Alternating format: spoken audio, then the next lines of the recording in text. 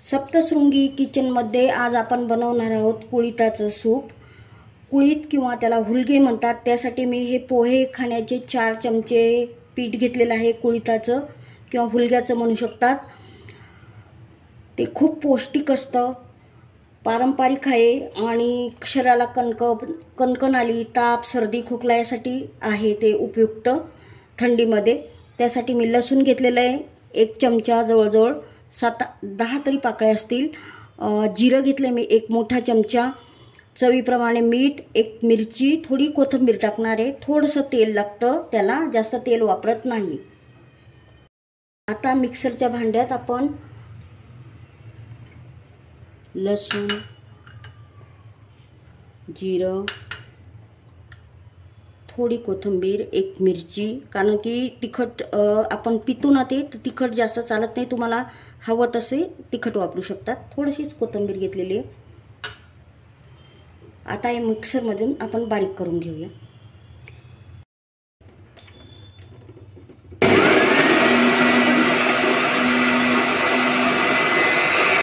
आपलं हे वाटण तयार झालेलं आहे। हे आपण आता बाजूला ठेवून घेऊ। आणि आता हे हुलग्याचं पीठ आहे ना, हे अगदी पातळ असं करायचं आहे आपल्याला। त्यासाठी आपण भिजवून घेऊ व्यवस्थित, पण त्याच्या गुठळ्या व्हायला नको म्हणून व्यवस्थित भिजवून घ्यायचं। म्हणून मी पसरट आणि मोठं भांडं घेतलेलं आहे।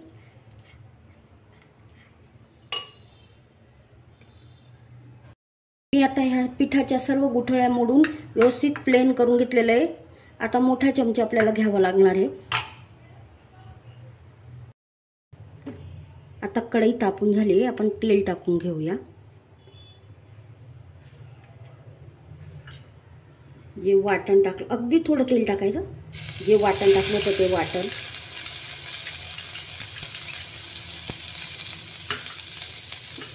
थोडा हिंग टाकून घेऊया।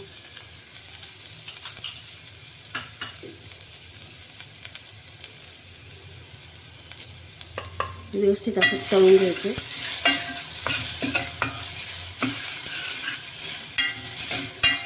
कारण तेल आपण अतिशय थोडं वापरलेलं आहे।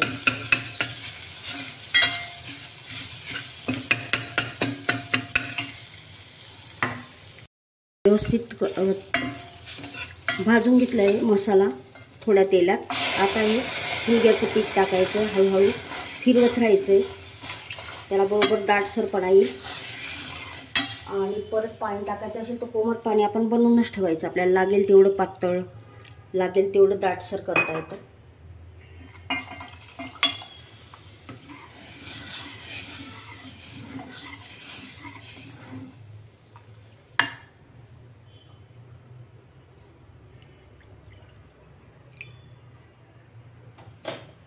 कारण ते पातळच छान लागतं।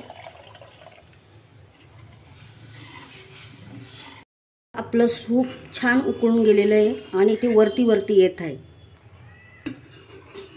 आपलं शक्तिवर्धक हुलग्याचं किंवा कुळथाचं सूप रेडी आहे।